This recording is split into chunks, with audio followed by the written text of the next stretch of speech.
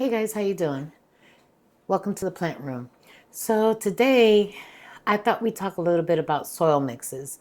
I get a lot of questions about that, and the one thing that I want to say is that what works for me may not work for you. But I want to give you a general idea of what I do when I make my soil mix. So if you like that type of content, stick around.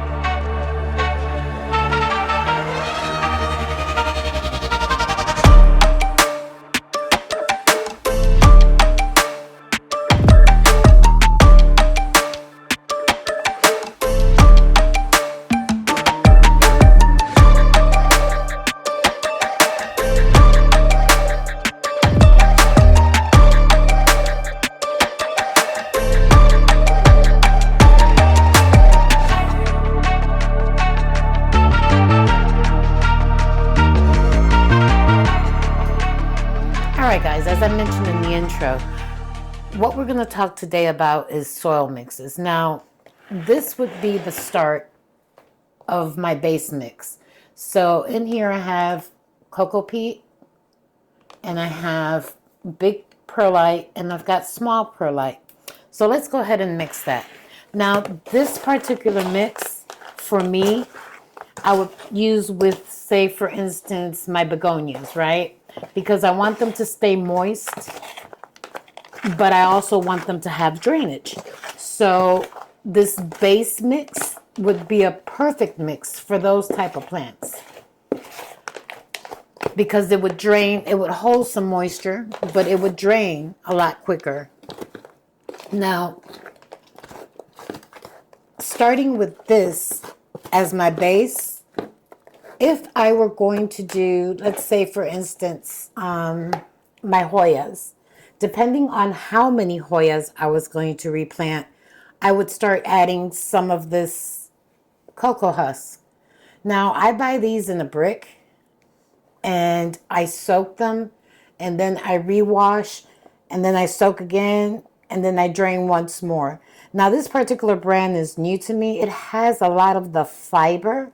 Typically, the other brand, which I can't recall right off of the top of my head which one it is more chunky and less fibrous. But this will work just the same because it'll dry out at different rates. So the whole idea behind a chunky soil mix is to have ingredients in your soil mix that will dry out at different rates, right? So like the peat would probably dry out quicker than the cocoa husk, and so on and so on and so on. So I usually, like I said, I start with my base, and then I'll add, and I have no measurements. So I think this is more by feel, what looks right to you. So I'm going to make this as if I was going to use it for my philodendrons, and then I can always add more chunk for my Hoyas. So we're going to add some of this in here.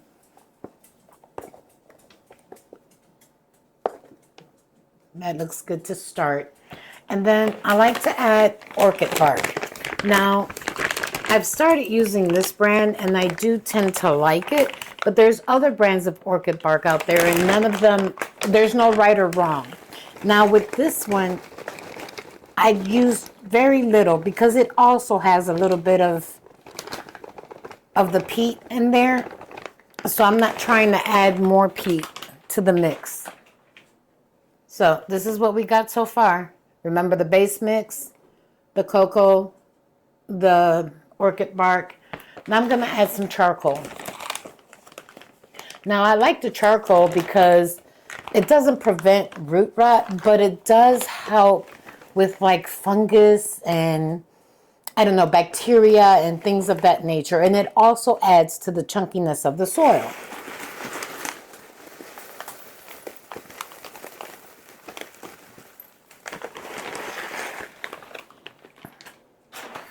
Whew, dusty. Now, I like to add worm castings. So, worm castings is a good source of nutrition. It's worm poop, and it's good for your plants. So I don't measure. So we're just going to pour some of this in here.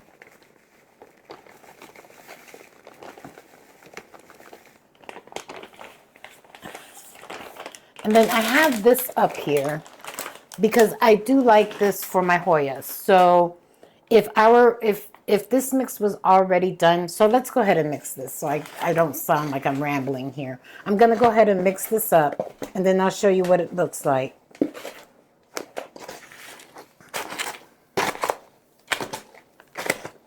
Now, there's a bunch of different mixes out there that you could buy that are already pre-made. There's no right or wrong to this, and I've heard good things about Molly's mix. I've not tried that for myself, but I have heard very good things about that. I think I want a little bit of this, more of this in here.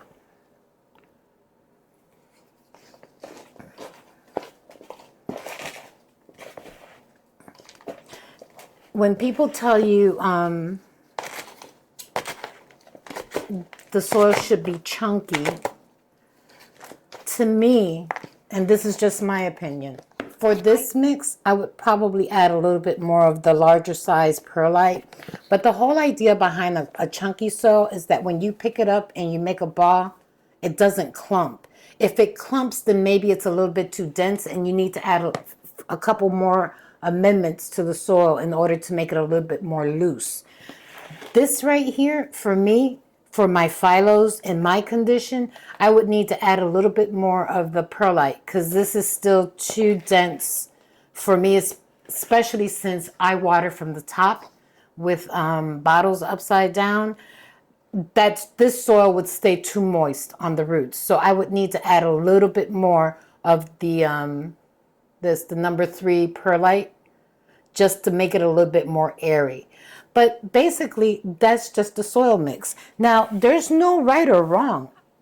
Sometimes I use a little bit of vermiculite, depending on what I'm planting. I might use a little bit more bark, depending on what I'm doing. It just depends on what you're repotting.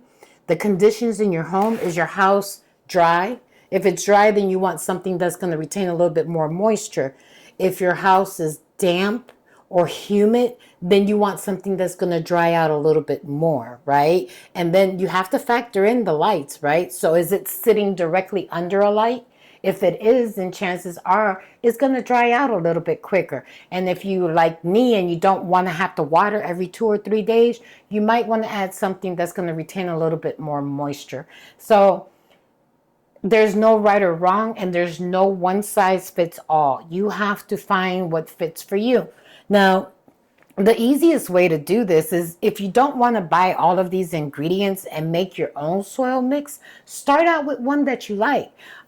There's, what is it, Ocean Floor or Forest Floor, Fox Farm. They have a brand that I hear good things about. Molly's Aeroid Mix, you could start out with that. And if it doesn't have the right ingredients for you, you could always add something to it to either make it more chunky so that it drains faster, or you could add something to make it a little bit more moisture retentive, like the peat, right?